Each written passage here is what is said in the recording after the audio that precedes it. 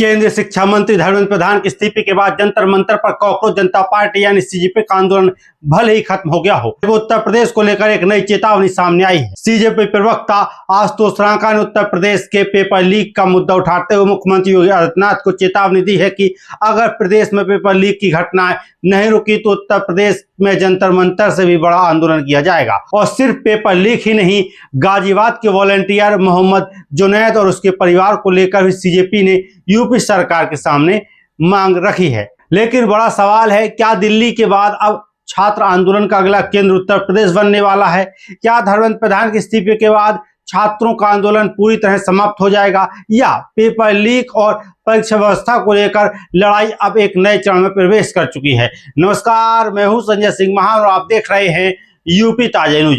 जंतर मंतर में प्रदर्शन खत्म हो चुका है।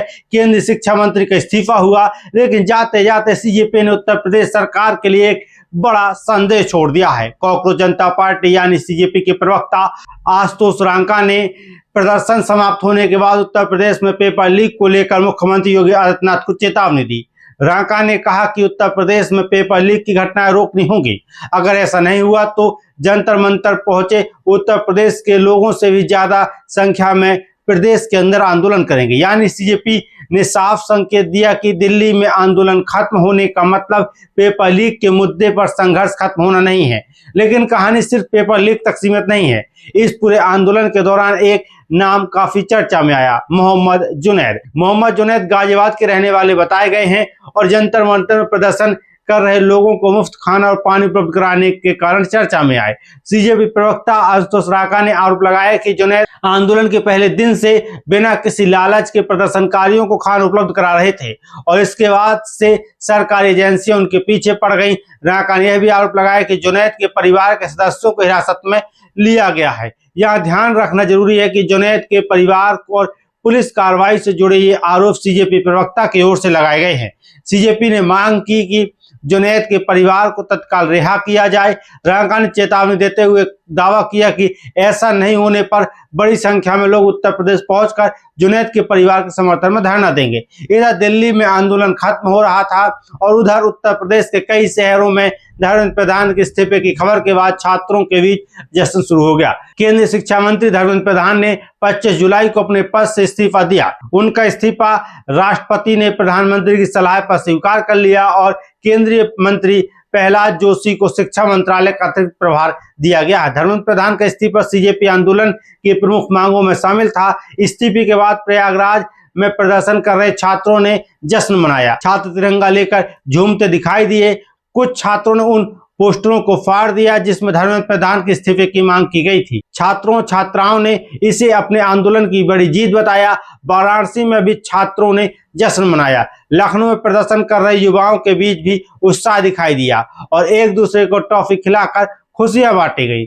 लखनऊ की इको गार्डन में छात्र और युवा प्रदर्शन कर रहे थे। धर्मेंद्र के इस्तीफे की खबर पहुंचने के बाद वहां मौजूद युवाओं ने जश्न मनाया। लेकिन जश्न की इन तस्वीरों से पहले उत्तर प्रदेश में सुबह से अलग तस्वीर दिखाई दे रही थी। प्रयागराज, लखनऊ, कानपुर, मेरठ समेत कई स्थानों पर सीजेपी के समर्थन में प्रदर्शन हुए। प्रयागराज में भारी बारिश के बावजूद बड़ी संख्या में छात्र छात्राएं सड़क पर दिखाई दिए। प्रदर्शनकारी केंद्रीय शिक्षा मंत्री के इस्तीफे और परीक्षा व्यवस्था में बदलाव की मांग कर रहे थे। बारिश इतनी तेज थी कि कई प्रदर्शनकारी तिरपाल लेकर पहुंचे थे। कुछ छात्र बारिश से बचने के लिए पानी की टंकी के नीचे बैठते दिखाई दिए, जबकि कई युवा बारिश के बीच नारे लगाते हुए डांस करते हुए नजर आए। यानी एक तरफ खराब मौसम था तो दूसरी तरफ छात्रों का प्रदर्शन जारी था। धर्मेंद्र प्रधान का इस्तीफा आया, लेकिन क्या छात्रों की सारी मांगें पूरी हो गई? वाराणसी में बीएचयू के छात्रों ने एक और महत्वपूर्ण मांग उठाई है। छात्रों ने मार्च निकालते हुए नेशनल टेस्टिंग एजेंसी यानी एनटीए को भंग करने की मांग की है। छात्रों का आरोप है कि प्रवेश परीक्षाओं और दाखिले की प्रक्रिया में होने वाली देरी से शैक्षणिक सत्र प्रभावित होता है। छात्रों ने मांग की है कि प्रवेश परीक्षाओं के लिए ज्यादा जवाबदेह व्यवस्था तैयार की जाए। इसी बीच लखनऊ विश्वविद्यालय के छात्रों और एनएसयूआई के कार्यकर्ताओं ने कैंडल मार्च भी निकाला। मार्च के दौरान नीट पेपर लीक प्रकरण से जोड़कर जान गंवाने वाले छात्रों को श्रद्धांजलि दी गई और शिक्षा व्यवस्था में सुधार तथा पेपर लीक रोकने के लिए सख्त कदम उठाने की मांग की गई। वहीं यूपी कांग्रेस अध्यक्ष अजय राय ने भी धर्मेंद्र प्रधान के इस्तीफे पर प्रतिक्रिया दी है। उन्होंने इसे छात्रों और युवाओं के संघर्ष की जीत बताया और कहा कि सिर्फ इस्तीफा पर्याप्त नहीं है। कांग्रेस की ओर से पूरे मामले की निष्पक्ष जांच और दोषियों के खिलाफ कार्रवाई की मांग की गई है। अब सबसे महत्वपूर्ण सवाल है, धर्मेंद्र प्रधान के इस्तीफे के बाद आगे क्या? जंतर मंतर में चल रहा सीजेपी का आंदोलन तत्काल प्रभाव से खत्म करने का ऐलान किया गया। सरकार और सीजेपी प्रतिनिधियों के बीच बातचीत के बाद आंदोलन समाप्त करने की घोषणा की गई है। रिपोर्ट्स के मुताबिक सरकार की ओर से आंदोलन से जुड़े पुलिस मामलों को वापस लेने की प्रक्रिया और परीक्षा सुधारों को आगे बातचीत जैसे आश्वासन दिए गए हैं। इससे सीजेपी अपने समर्थकों के साथ जंतर मंतर छोड़कर घर लौटने को कहा है।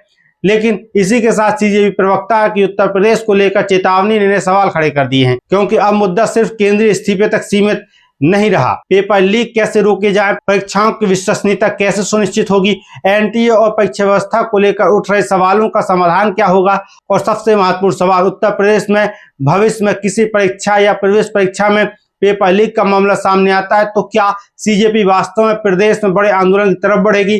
फिलहाल इतना साफ है कि धर्मेंद्र प्रधान का इस्तीफा इस आंदोलन का एक बड़ा राजनीतिक परिणाम बनकर सामने आया है। लेकिन छात्रों की परीक्षा व्यवस्था में सुधार से जुड़ी मांगों पर आगे सरकार क्या कदम उठाती है, अब इस पर नजरें रहेंगी। आप इस पूरे घटनाक्रम को कैसे देखते हैं? क्या धर्मेंद्र प्रधान का इस्तीफा छात्रों के आंदोलन की बड़ी जीत है, और क्या पेपर लीक रोकने के लिए परीक्षा व्यवस्था में बड़े बदलाव की जरूरत है? अपनी राय है कमेंट बॉक्स में जरूर लिखें। वीडियो पसंद है वीडियो को लाइक करें, शेयर करें, चैनल को सब्सक्राइब करना ना भूलें।